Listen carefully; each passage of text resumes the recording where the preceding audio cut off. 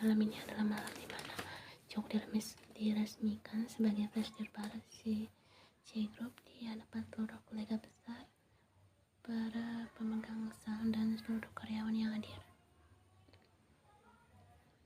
Yang turut hadir di acara tersebut, dia melihat Jungkook luar biasa tampan dan berkarisma dengan berautan jas hitam itu. Jungkook memang cocok menjadi presidir. Aku tak menyangka presidir baru kita akan sangat tampan, bakal lebih tampan dari presidir Taehyung. Aku jadi ingin menjadi sekretarisnya. Aku dengar presiden baru masih lajang, dia adik presidir.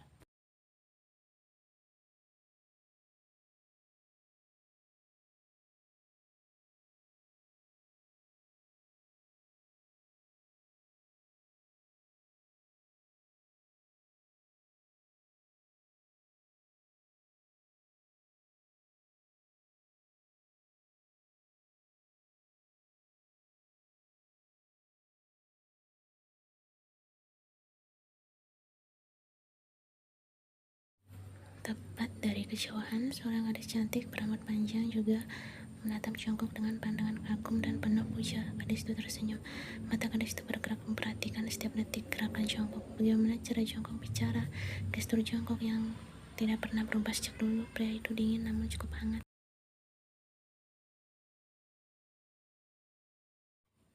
Akhirnya kita bertemu lagi, Jungkook. Aku yakin kau pasti merindukanku. Hari ini adalah hari pertama Jungkook menjabat sebagai presidir baru, awal yang baru baginya, dan semua ini terasa baru. Mulai dari hari ini Jungkook dan bergelut dengan bisnis dan perusahaan memang bukan perkara mudah, tetapi dia harus berusaha.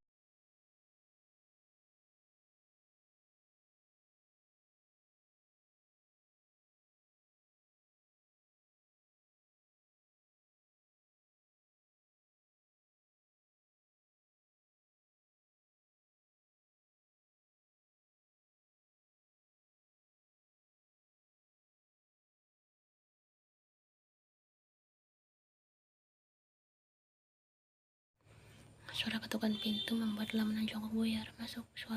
Seorang pria berjas hitam masuk menghadap Jungkook. Sekretaris baru Anda telah tiba, presidir. Baiklah, Mak suruh dia masuk ke ruanganku. Tak lama kemudian, seorang wanita cantik dengan rambut panjang masuk ke dalam ruangan Jungkook. Wanita itu mengetuk pintu terlebih dahulu. Masuk, itu suara Jungkook. Sungguh, dia sangat merindukan suara itu. Wanita itu lalu masuk dan berdiri di hadapan Jungkook. Wanita itu sudah menduga Jungkook akan terkejut, dan benar saja, pria itu memang terkejut.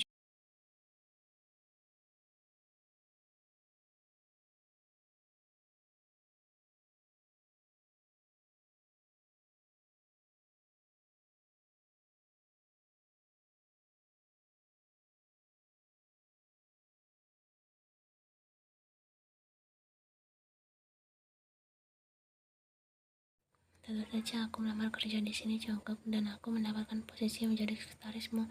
Kau tahu aku sangat merindukanmu. Ara tiba-tiba memeluk Jungkook dan membuat Jungkook terkejut. Namun Jungkook dengan cepat melepaskan pelukan Ara. Jungkook merasa tidak enak.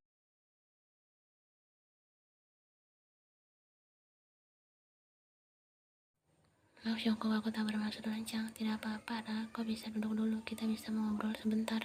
Dengan senang hati Sejak Nim, Ara menatap Jungkook dengan senyuman manisnya.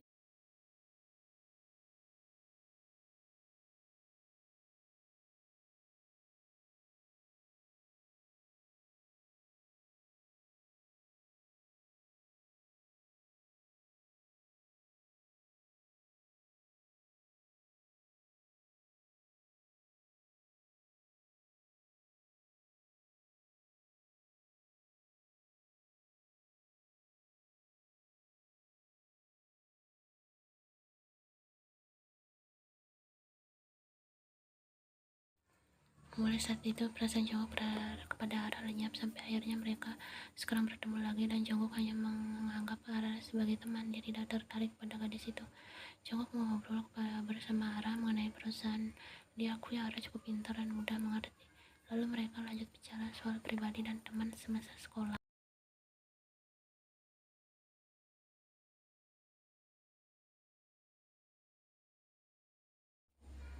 Namun Jungkook teringat akan Ian. Tadi malam dia tak sempat bertemu dengan gadis itu. Apakah Ian marah padanya? Yang Jungkook ingat tadi malam, Ian langsung pulang dengan wajah cemberut. Lalu mungkin menurutmu yang harus kita lakukan jika seorang perempuan merajuk? Sejenak kedua cara berubah, namun dia pandai mengontrol ekspresinya.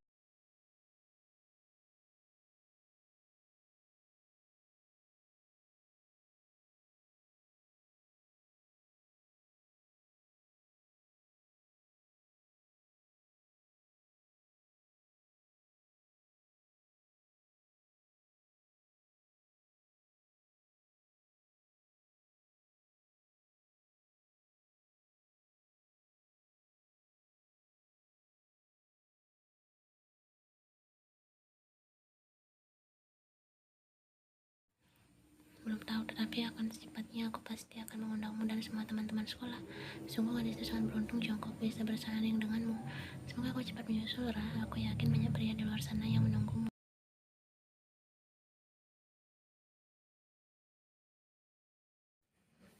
Ra keluar dari ruangan Jongkok dengan wajah penuh amarah. Ra merasa kesal dan hati memanas. Jongkok sudah memiliki calon istri, ya benar saja. Namun tiba-tiba seringnya jahat muncul di wajah Ra. Masih calon kan, belum istri. Berarti masih ada kesempatan untuk memiliki Jongkok. Aku akan membuatmu menjadi milikku, Jongkok.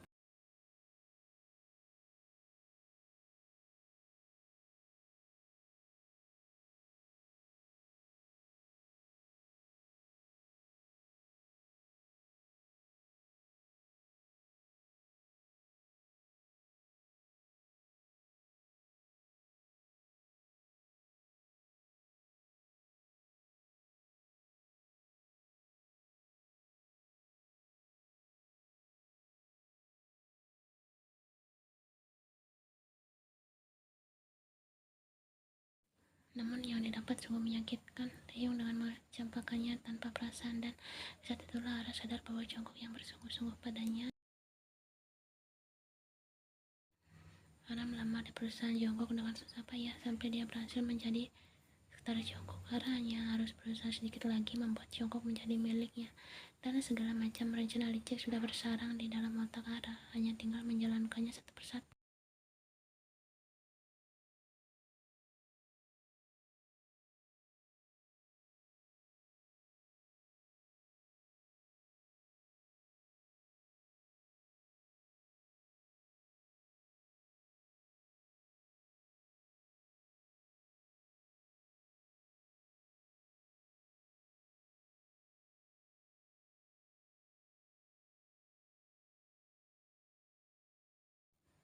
Silakan masuk, doa nyonya. Ada di atas sedang berolahraga. Jongkok tersenyum sedikit kepada Lisa dan mulai masuk menuju lantai atas. Lisa melihat Jongkok membawa seikat bunga mawar.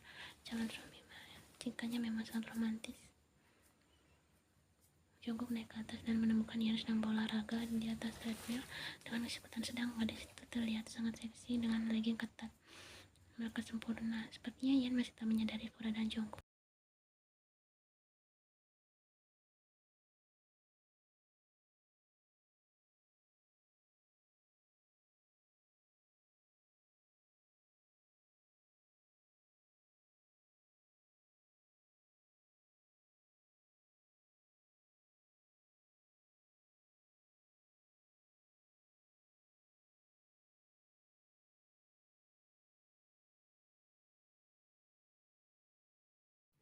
Aduh, Ian meringis. Jongkok lalu berjalan membantu Ian berdiri dan mematikan treadmill tersebut. Aku tak menyangka kedatanganku bisa membuatmu gagal fokus.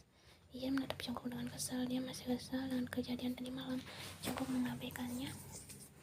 Untuk apa kau sini? Pulang ke sana. Masih marah? Menurutmu?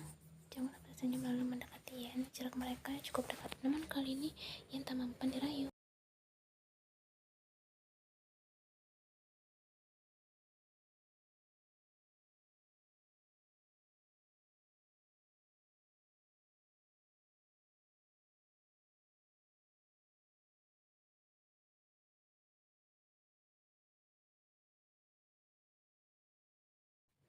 Jongkok menyodorkan singkat mawar merah cantik untuk Ian yang disembunyikan di balik tubuhnya sejak tadi. Terlihat mata Ian berbinar dan gadis itu tersenyum. Ian menerima bunga pemberian Jongkok dan mencium aromanya. Ian memang menyukai bunga mawar sejak dulu.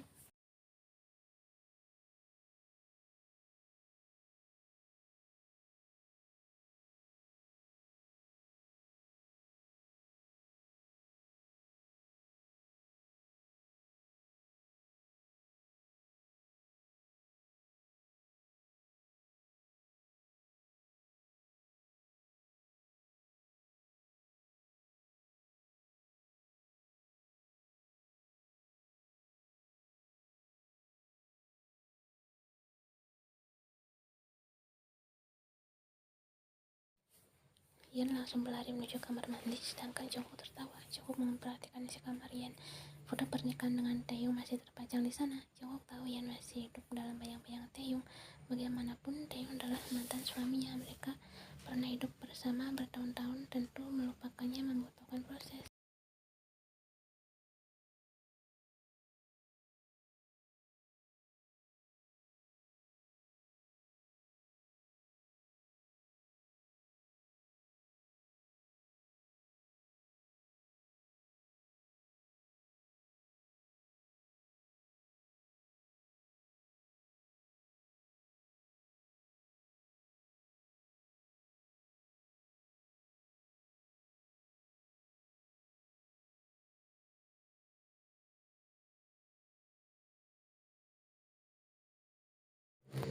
Dasar kau ini, akhirnya Yan. Jongkook dan langsung dibalas oleh yang begitu dalam oleh Jongkook. Jongkook tak merasa bosan dengan rasa yang sangat manis dan lembut. Yan menurunkan tangan Jongkook yang mencoba. Hal itu membuat Jongkook mendesah kecewa.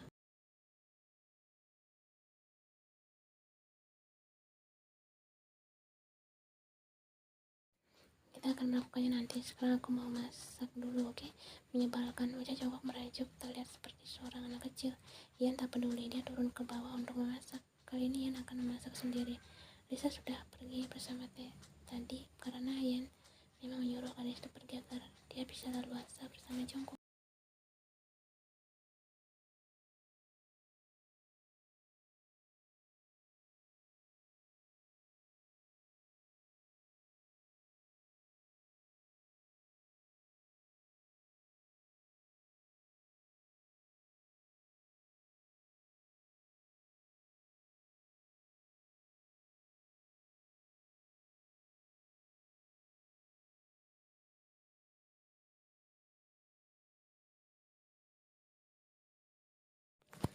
Yan akhirnya berbalik dan langsung diserang oleh yang begitu dalam oleh Jongkook. Tangan Jongkook bergerak mematikan kompor dan kemudian menjalar dengan kuat. Yan mengacak-acak rambut Jongkook.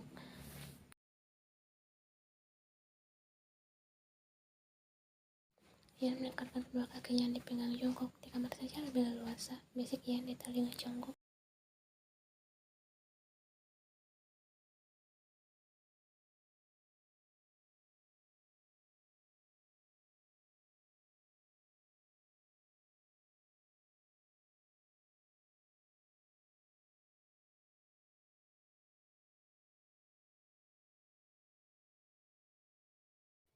Setelah sesi mereka yang cukup panjang, kini Jongkook dan Yan tidur dengan saling berpelukan. Waktu sudah menunjukkan pukul 12 malam. Selama 5 jam lamanya, Jongkook sangat kuat.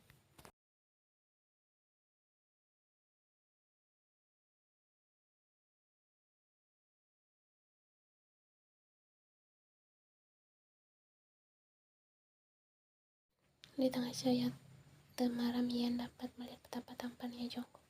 Semakin sering bersama pria itu, semakin dia jatuh dalam pesona Jongkook. Jongkook tak bisa menahan gejolak dalam dirinya jika dekat dengan Yan. Dia ingin memiliki gadis itu seutuhnya. Jongkook sudah menunggu sangat lama. Aku mencintaimu, Yan. Perasaanku tidak berubah sama seperti dulu. Kalimat yang terlontar dari mulut Jongkook membuat Yan terkejut dan jantungnya berdetak 2 kali lipat. Jongkook dengan jelas mengatakan bahwa masih mencintainya sama seperti dulu.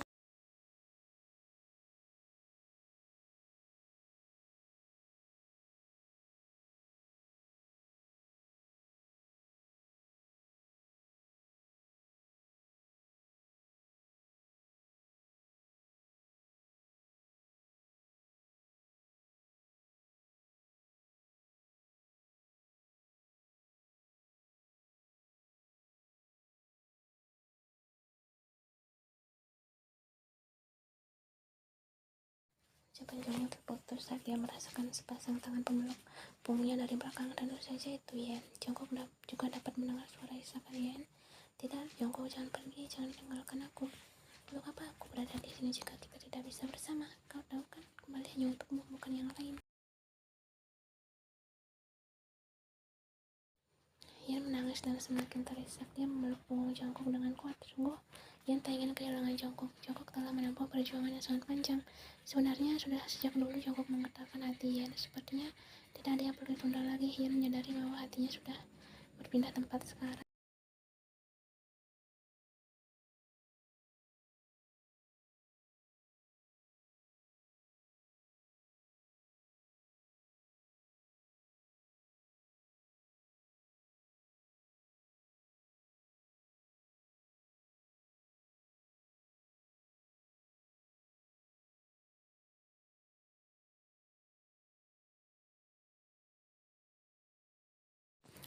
Joko kembalikan tubuhnya perlahan menghadap Yen dan mengusap pelelehan air mata di pipi gadis. Joko menggenggam tangan Yen dan masuk telapak tangan itu. Kau tahu siapa yang cinta darimu adalah penantianku dan tahun ini, Yen. Aku menjalani hidup dengan hampa semenjak aku memilih Taehyung. Setiap hari aku memikirkanmu, ingin tahu kabar tentangmu, namun aku tak mampu melakukannya. Aku menunggu kesempatan itu datang dan akhirnya kita bertemu kembali. Kau adalah wanita yang aku impikan semenjak awal kita bertemu.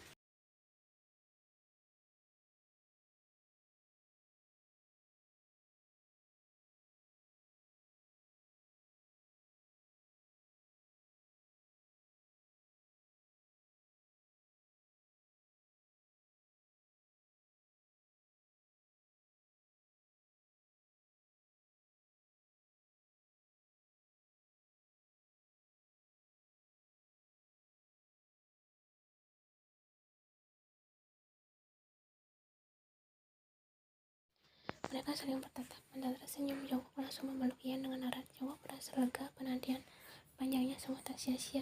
Akhirnya Yen menjadi miliknya. Tuhan membalas doa-doanya. Joko berjanji pada dirinya sendiri bahwa dia akan membahagiakan Yen dan tak akan pernah menyakiti gadis itu.